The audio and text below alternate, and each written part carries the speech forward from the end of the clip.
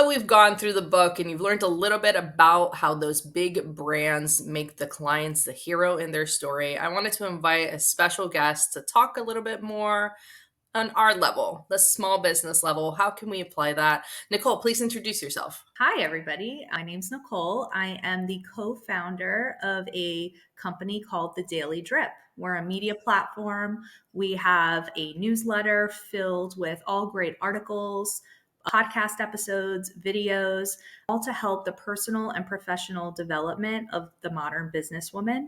What makes our newsletter and all of our content so unique is that it's all created by a local female professional, an expert in the industry. So at our core, we're really teaching business leaders how to become thought leaders and powerful professional brands so that they can be the influencers for their own businesses. And that is the reason why I wanted you in on this book, because you guys create those thought leaders that then go out to be experts in their field. And this book talks about that, being that expert and showcasing what you have while also building that story so that the client can follow along and then potentially get involved with your brand or purchase from your brand.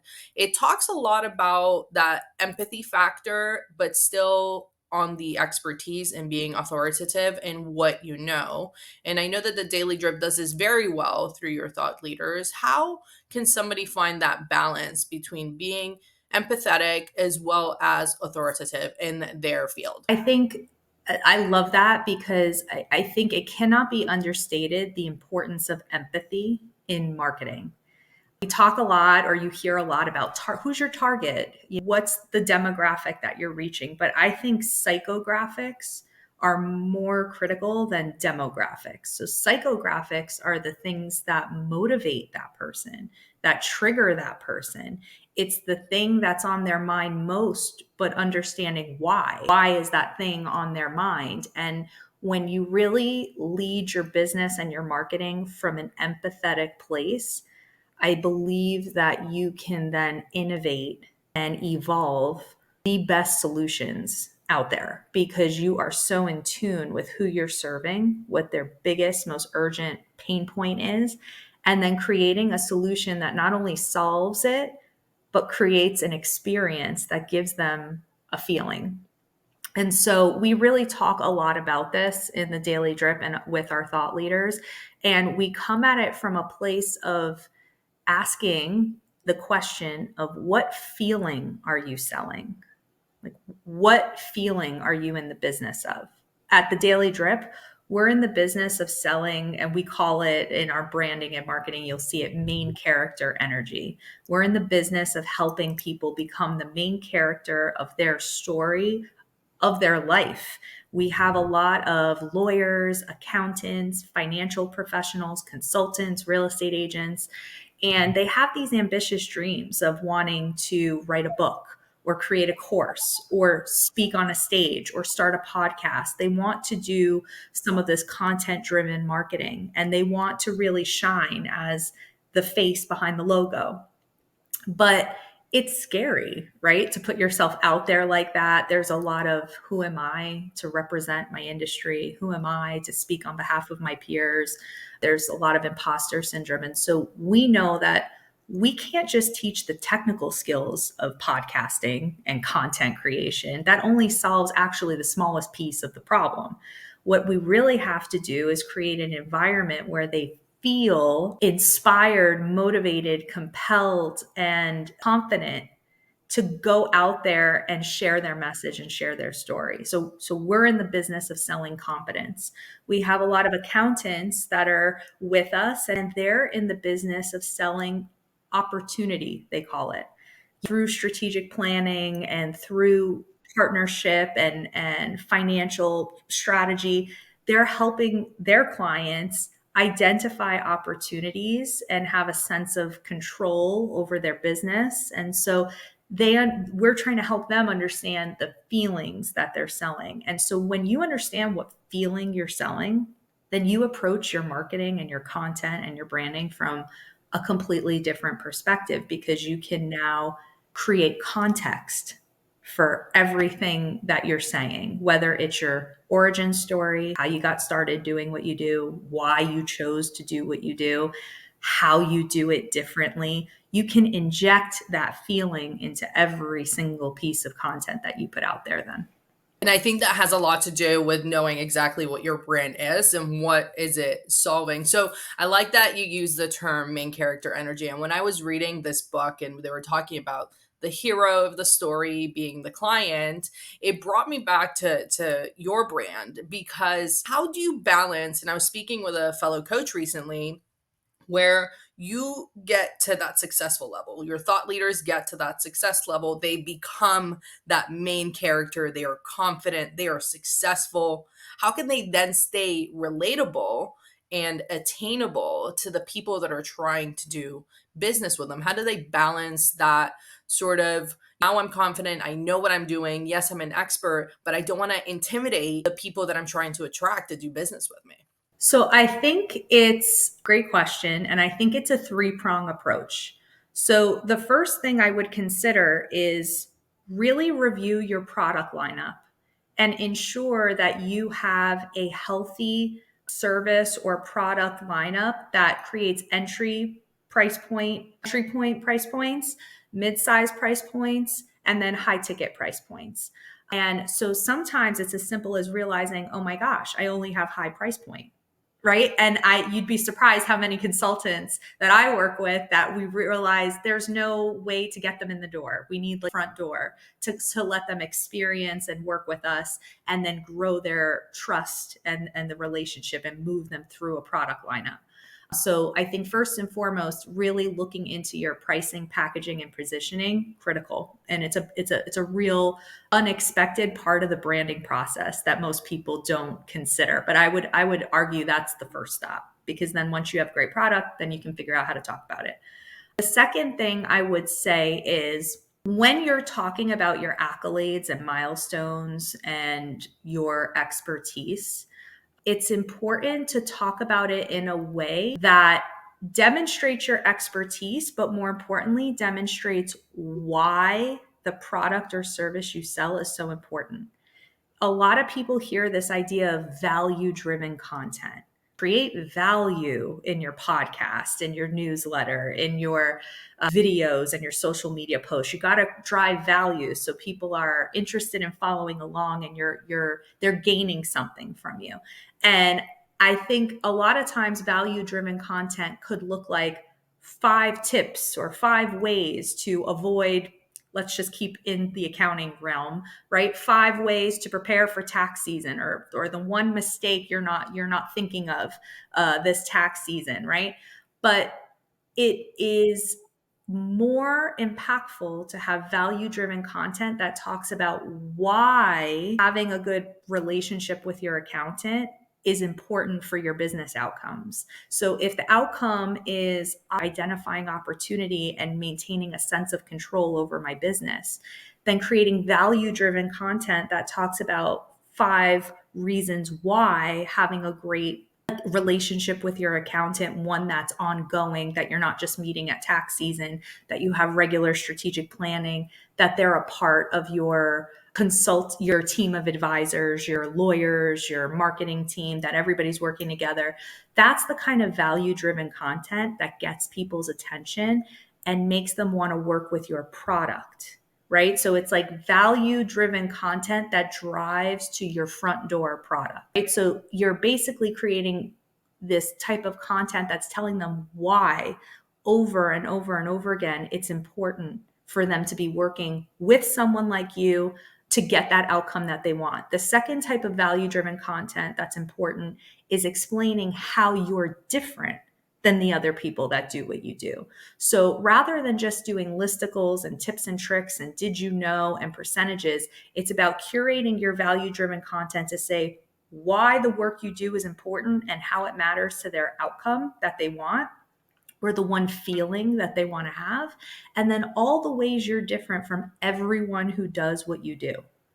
You can do value driven content saying why you do things differently and how it impacts that outcome faster or bigger or better.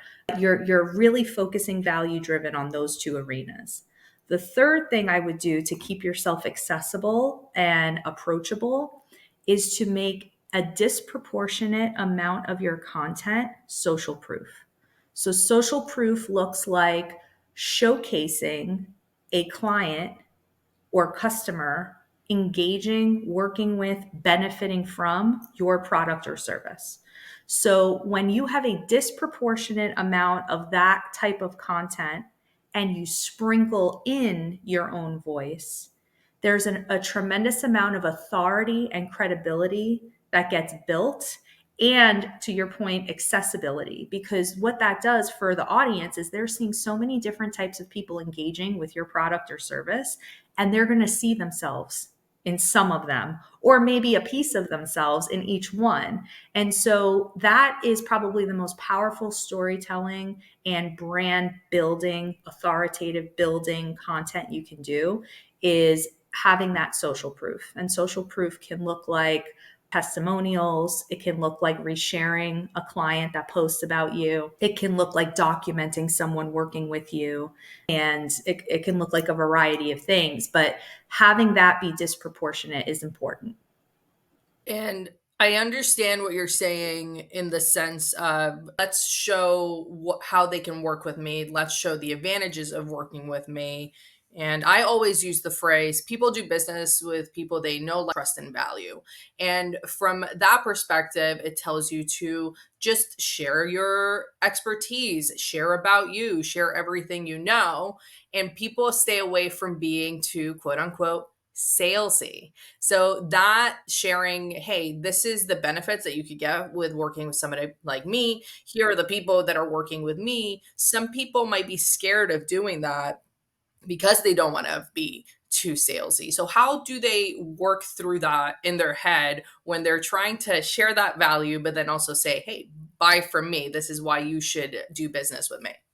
And that goes back to some of the imposter syndrome and head junk that we have to deal with too with our members in our thought leadership program. And the way we combat that is truly, you have to be so rooted in why you do what you do. And you have to look at it not as sales and shift your mindset to problem solving. Do you care enough about the problem you're solving? Does it fire you up? Does it wake you up in the morning? Do you care to know what's trending in that arena and how you can solve the problem better? Does solving the problem excite you? Because the people who have the easiest time getting over that salesy hump, usually it just becomes about technical skills. How do I get over this? How can I do this better in a way that's going to resonate with my audience? But the people who have a hard time, once they have the technical skills and once they have the know-how, people who really have a hard time, I find there's like big disconnection between what they're doing, why they're doing it, and how they're doing it. And I think it's important to get right with all of that, because then the messaging and the story just flows. You feel in service of others. You don't feel like you're selling. You feel like you're guiding. And that's part of the hero's journey in brand building and marketing is you're making that person the hero and you're just the guide helping them get to where they want to go, to that ultimate outcome that they're striving for, that ultimate feeling they want to feel. You're just the person helping them get there. And so we talk a lot about that in the Daily Drip Thought Leadership, and a lot about applying that mindset shift when we go to create anything. Book talks about that. They talk about having that clear client avatar and that clear brand as to what you're providing, why you're providing it. If somebody wants to get that clarity, what are some steps that they can take in order to do that? So getting clear on your brand. Who are you? I feel like brand is the most elusive thing. People really get sales, they get marketing, there's some tangibility there, but brand is like this elusive thing. And so I think when it comes to getting clear on what your brand is, I think it starts with understanding the role that brand plays. So brand is basically a belief about your business. That is what brand is. That the popular belief is that you are a business coach, but you are the best business coach that has helped printing companies and small business owners and help them all to overcome a specific challenge. And I believe that you could do that because I've seen all the people that you've helped and I've heard the stories and there's been demonstration of it. So there's belief behind the product, the service, the company, the logo, right? The photographer that we work with, his name's Daniel Wakefield. He's from Top Tier Headshots. He does headshot photography and branding photography. I could throw a stone and hit 20 Daniels, literally. But there's a lot of those photographers that struggle. They struggle to keep steady business. They struggle to keep their pipeline full. But here is Daniel, who's only, I think, 3 years into his business, has a wait list to get in and charges more. He's well over the going rate by far. And so we think to ourselves, what that is the difference between him and the other headshot photographers? And it's his brand. It starts with a stellar product. You have to have a solution to a burning pain point, and it has to be as good as it can be for that moment, right? And then and ever evolving to solve the new problems. So his photos stand out. On LinkedIn, in a sea of photos, you see a Daniel Wakefield top tier headshot. He has a signature look. It's powerful, it's compelling. He also has probably a faucet of stellar customer reviews, client reviews. And the reviews talk about how special they feel in that photo, how it's the first photo that they liked, that of themselves, how the photo made them feel, the confidence that they felt, all the things. But then they also talk about this experience of what it felt like getting that photo, the whole journey of getting to that final outcome. And so there's such a demonstration. So now what has happened? Daniel's activity has transitioned from like outbound marketing where he's trying to go out and tell people who he is, what he does and come work with me, to inbound marketing where he has a request lineup and a wait list for people to come work with him and they don't even care what it costs. They're willing to pay whatever it is. The question is not, so what does it look like to work with you, or what do you cost, or can I see your portfolio? The only thing they're saying is, when are you available? When can I get in? They don't care. And I think that says so much because most people hate having their photo taken. Most people hate the finished product on their photo. But he has now created a brand that stands for exceptional photography and powerful experience where people walk out feeling like they're walking on cloud nine, right? And so he doesn't really have to talk about it. His brand now represents that. And people are raving fans. So they are communicating his message for him on his behalf. That's the ultimate, I think, mile marker of a brand, is when you have that flywheel of people doing referrals, talking about you, posting about you, creating that social proof that what you do is real and true, and that feeling and that product is stellar. When you can get to a point where you create an experience that facilitates that on your behalf, you have successfully created a powerful brand. I always tell my clients other people selling you is so much easier than you selling yourself. Oh my God. And we know it to be true because referrals will close, I think, 7 times faster and something like 17 times higher price point. So branding and referral marketing are almost the same thing happening in different ways, right? But it's the same concept. It's this idea that instant trust, instant credibility, instant authority is happening because we trust the people we know. And we think, oh, if it's good enough for them, it's good enough for me. And so that's why when you're creating your content, if you have a disproportionate amount of the storytelling and content you're putting out there being social proof and demonstrating of who you're working with, how you're helping them, what outcomes you were able to get from them, you are building brand. You're putting deposits in the credibility piggy bank with every single one of those posts. And so then when you go and create thought leadership content, which is that value driven content of saying why working with you matters, how you're different from others, it actually means something because there's all this credibility you've built up before. And then all of a sudden you go drop a golden nugget and people are just enamored with just your approach to solving the problem. They become connected with you and your way about going about I it. think people often struggle with that because they see it as boasting. Hey, I'm sharing too much of this. I went to a seminar recently with JT Fox, and he kept sharing all success stories with the people that he worked with. And he kept name dropping. It was like big celebrities he came name dropping. And somebody put their hand up and they actually asked, and they said, "Why do you keep naming these people?" And he said, "Because if I just said, I help company X without any reference, you wouldn't have that image in your head.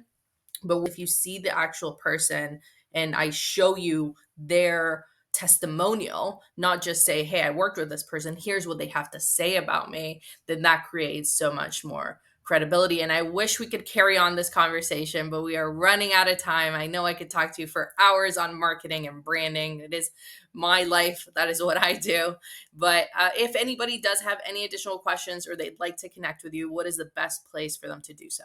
I would love for them to connect with me. I am on all social media platforms, so you can find me, Nicole Mastrangelo, on LinkedIn, Instagram, Facebook, wherever you prefer to be. But if you'd like to learn more about our process at the Daily Drip or the Daily Drip and read some of our content, you can follow us on Daily Drip or go to thedailydrip.com and learn more about us there. And they can actually see one of Daniel's headshots, right? If they go to your LinkedIn. Correct. My headshot and every thought leader, and all over our website, every thought leader's profile page. Daniel does all of our photography. He's outstanding and he does travel. So wherever you are, Daniel can come to you. You're welcome, Daniel. I know. I didn't know I was doing a commercial for him, but here I am, raving fan. I can't help but not talk about him. There you go. Social proof. It's social proof at its finest. So thank you everybody for watching this episode. And I hope you join us next week where we teach you how to create a blue ocean strategy.